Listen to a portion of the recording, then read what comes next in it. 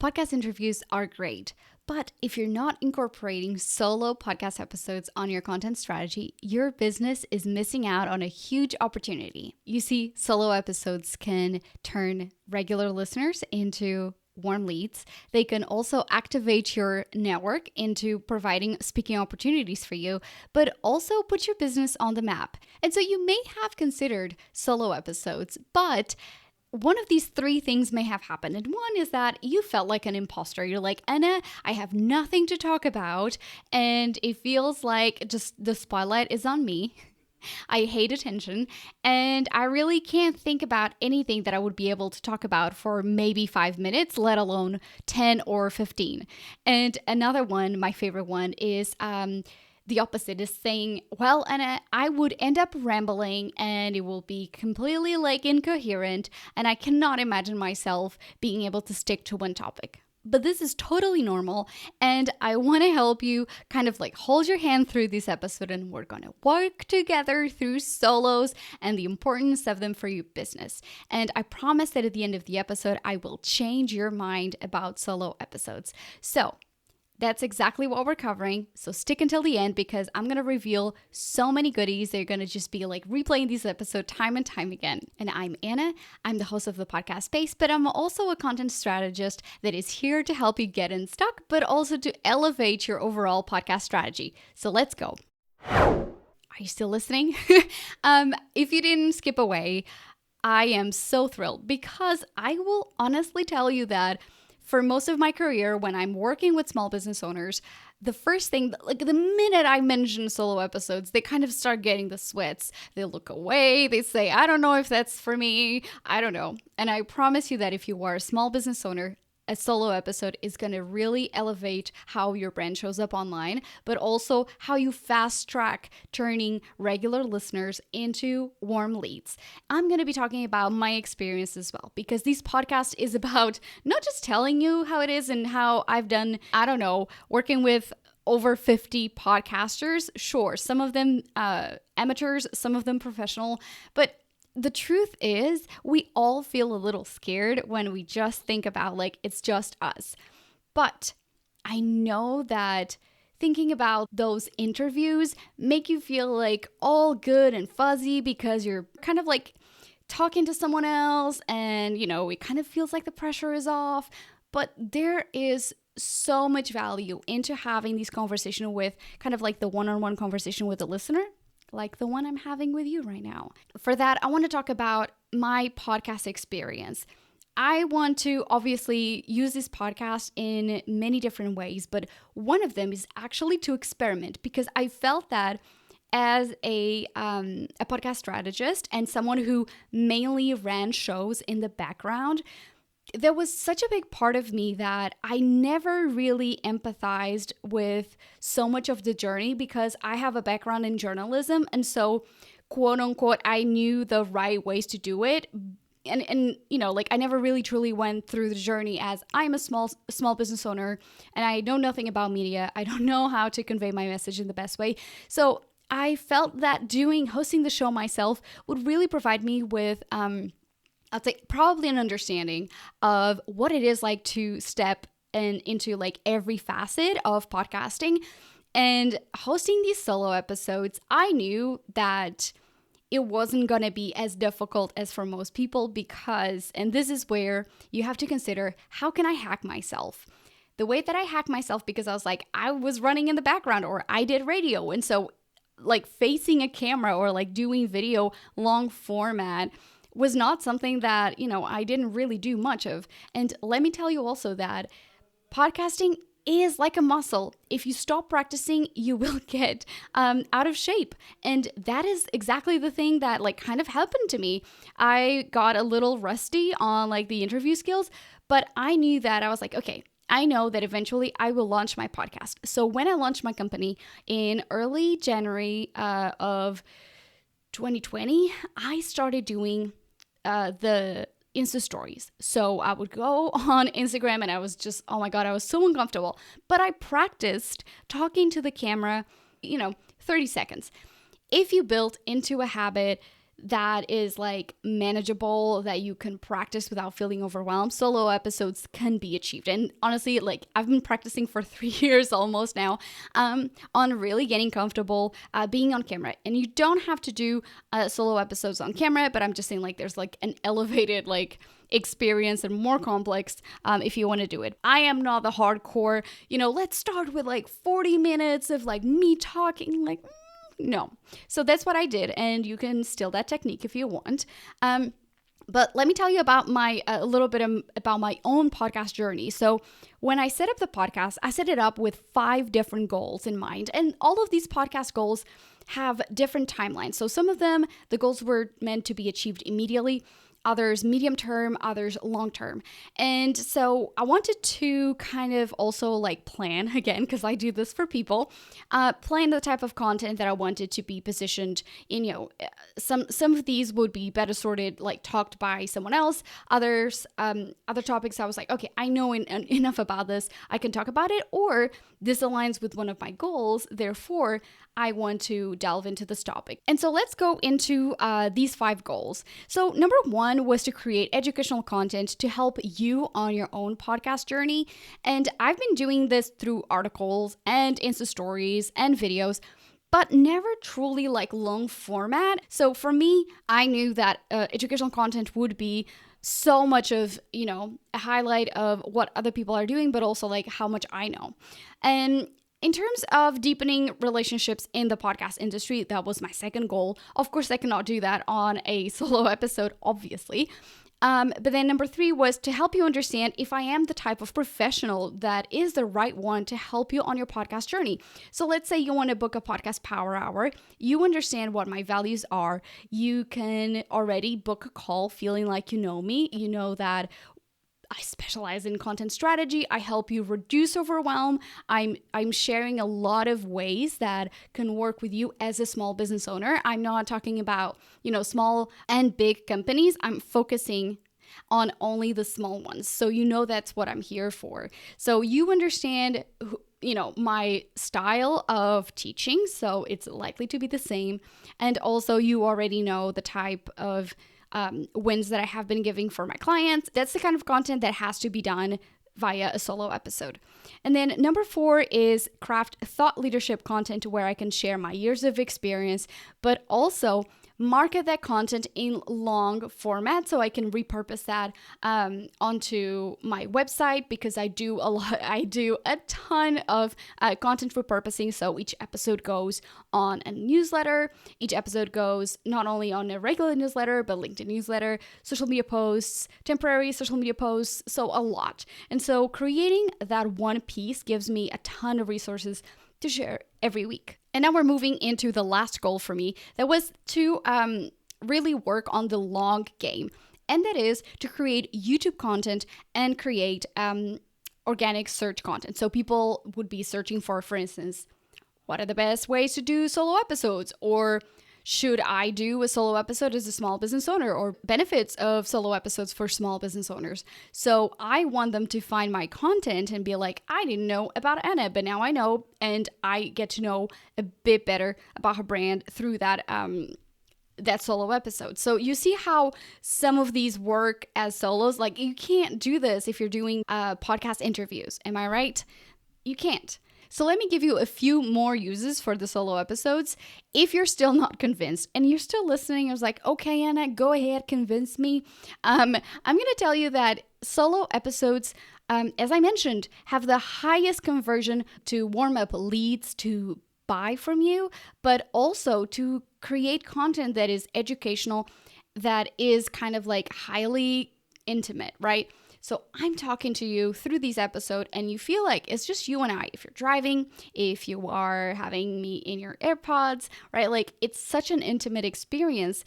I'm not talking to anyone else. And so I am crafting this content specifically for you, right? I know your pains. I know your struggles. I know the things that you're going to tell me like, no, it's not for me, right? So I am not engaging with someone else. I am creating content that is perfect for you to get you unstuck. And then with that, just a little caveat, because I'm not saying that you can't warm up leads on interviews.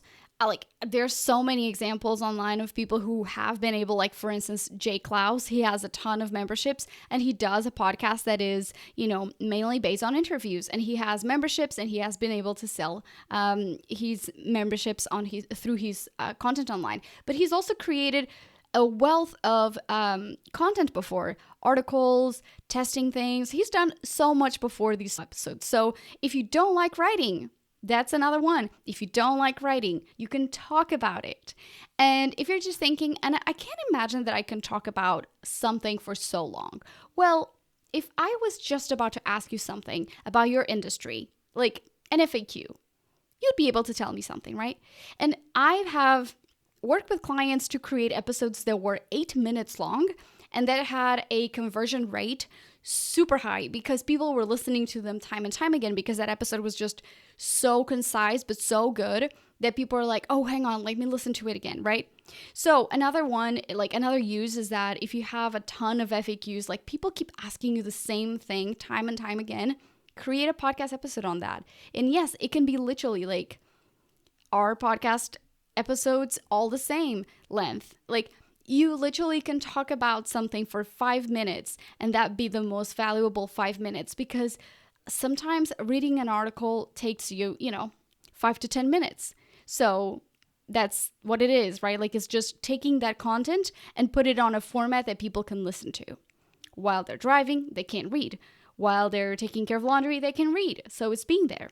And another point is that you can't really answer FAQs effectively on a podcast interview.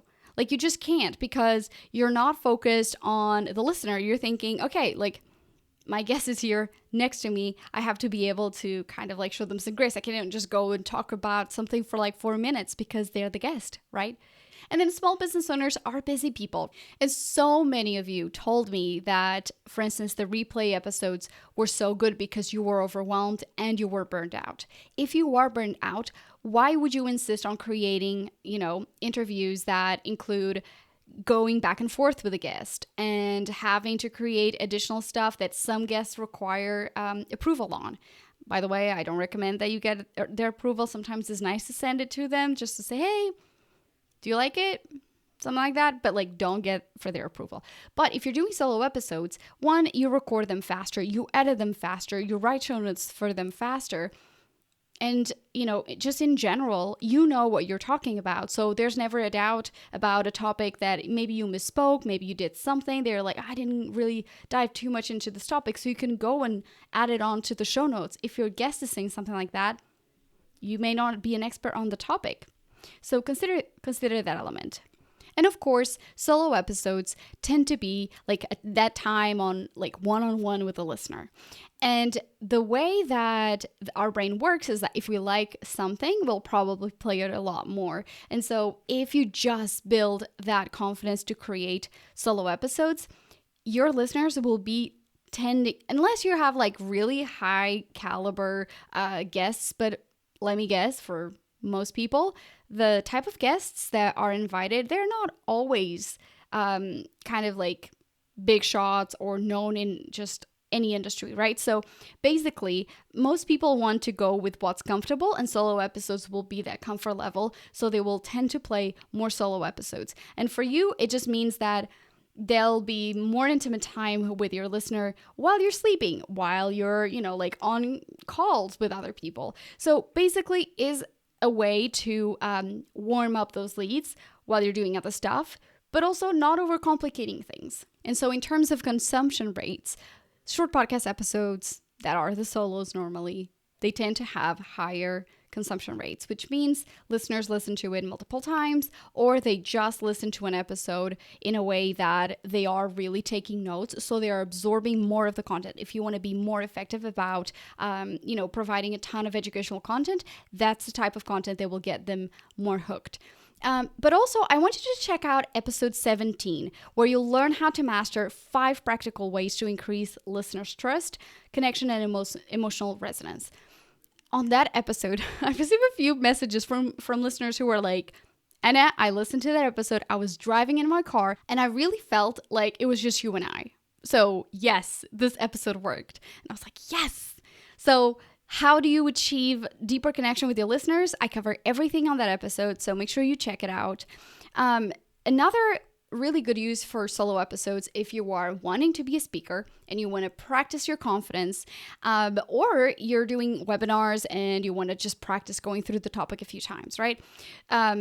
I've worked with a few clients figuring out like exactly what their pivot was in terms of content for the online space, because they were able to create a ton of content in one sitting and understanding, okay, like what are the things that I really get excited about? What are the things that get the most feedback that we can really hone in for the upcoming year? So it's a great way to test for your content overall. And then in terms of consistency, I mean, I've just been able to release almost, I would say it's been 9 episodes nonstop, about 2 months of solo episodes. That's how long it has taken me to receive more engagement online. It may be different in your situation. I'm very authentic, but also very transparent about the content that I'm putting out. I'm talking about the bad and the good. And so that kind of ends up being something that people connect and resonate with. It may be different in your case if you're still struggling to become your most authentic self in front of the mic and in front of the camera. And I also want you to consider something. If you're someone who struggles with imposter syndrome, I want you to know that about 70% of most professionals suffer from imposter syndrome. I suffer from massive imposter syndrome. Massive. When I say that, like, I've been creating content for so long, I've been, crafting all types of content, social media posts, lives, podcast episodes, articles, newsletters, and I still feel like I don't know enough. Or I feel like sometimes people, don't want to hear me talk on something, and then I kind of, have to, metaphorically, slap myself in the face and be like, okay, don't be ridiculous. You know for a fact that people have time and time again asked you this question, or that you have a unique take on this. So let's go. It's an action that we do get imposter syndrome away, because as we are creating content, we're not in stillness. And that's when we are not doing stuff that our brain starts kicking in and be like, you don't know what you're talking about. Or so-and-so said it so much better. By creating content, you are telling your brain actively, I know what I'm doing because I am doing it. So if anything, I hope that that's the takeaway from this episode, because just in itself, such a huge deal for people who are struggling all the time and really owning their expertise. And if you're wanting to be a speaker, I mean, that's the thing they need to do. And then one of the questions that I get is, how do I make sure that I don't sound like a jerk? Because, I know so much and the listener doesn't know. And I'm like, well, it's just a shift in paradigm, right? Like, it's not about you. It's about helping the listener. So whenever I'm creating podcast content, anything I create, I think, how can I help you overcome this one issue? And for you, it will be, in the case of this episode, is how can I convince you that solo episodes are the best way to really fast track your podcast success if you want intimacy with your listeners, but also if you're wanting to really own your expertise. This is the best way. If you want your peers to see you as a thought leader, solo episodes are the way, right? And if you may say, Anna, I've been writing for so long, well, great. Turn those articles into solo episodes. That's easy. And so how short should be these solo episodes? It can be anything from 3 minutes to 17 minutes. My average is around 23 minutes. They're kind of long, unfortunately. I cut so much of what I talk, but honestly, I have done podcasts under 10 minutes. But if you want to create really fantastic solo episodes without feeling overwhelmed, without feeling like you're talking about everything, or without feeling that you may run out of things to say, do one topic per solo episode. Notice that I didn't do the solos plus interviews. That's another topic, right? Like, I feel like I want to talk to you exclusively about solo episodes, because when you focus on one topic only, that really makes it super simple to market the podcast. When you're sometimes interviewing someone, because you talk about so many things, you don't even know what the takeaway is, or how to pick the best title in a way that represents the conversation. When you're being super strategic about the one topic that you're talking about, everything else moving forward just makes it just it's just so much easier to achieve. So think about that. If you're overwhelmed, that's a great strategy to just one topic, one episode, and you know exactly how you're going through your list, but also you have a lot more things to talk about. And creating shorter solo episodes also enables you to go way faster if you're trying to increase your online and offline catalog of content that you have in terms of, like planners, or just even just as a resource for your listeners or for your business yourself. If you are trying to create, FAQs for your current clients, it's such a massive way to get ahead. Just going for that like quantity. Hey, listen to this, super effective, go on to the next one. What it will also do is increase your downloads. The shorter the solo episodes, the more episodes your listeners can go through. So it's a phenomenal opportunity for that. And I want to close on this last question that I get all the time. And that is, Anna, I really want to use music for solo episodes. No, no, no, no, no, no, no, no, please don't. And here's why. Think about when you're listening to music, you're kind of not focusing on the lyrics of the song, right? For most people, they focus on the music. And using a track under your voice, one, takes away from the focus that you want the listener to have. And number two, it just isn't as powerful, because especially if you're trying to make dramatic pauses, and you don't have to be like scripted, right? But like if you're trying to be intentional about the way you're talking to your listener, just having music won't be as powerful as if just pure silence. So believe that you don't need a distraction in order to be able to connect with your listener and still provide content that is valuable, okay? I promise that it will probably feel super awkward in the beginning, or like if you're trying to use like a ton of sound effects to create like segments and stuff like that. And I wanted to ask you, does it add anything to the actual show? Or are you just adding stuff because you're like, oh, I need to add on to like layer on things? The content is the reason why people come back to you, right? Whether you're entertaining, whether you're educating or inspiring someone, unless your show is like ASMR, or it's like, about music, like you don't need anything else. Believe that what you say is enough. So I hope that at the end of this episode, you're like, can't go fast enough, can't get home fast enough to tell me that you are now starting to do solo episodes. That will make me so happy. But also at the same time, know that not all business owners are primed for just starting solo episodes. And how do you ease into it? So that's why I'm here. If you want additional help with your podcast, you can always talk to me on Instagram, but also through the website. I'm at thepodcastspace.com, and on Instagram, thepodcastspace. So all the resources mentioned in this episode and links to book time with me and help you grow your podcast and just get you the impact that you want, all of it will be there. So I can't wait to get your ahas and continue creating imperfect content that moves you forward. I'll see you next time.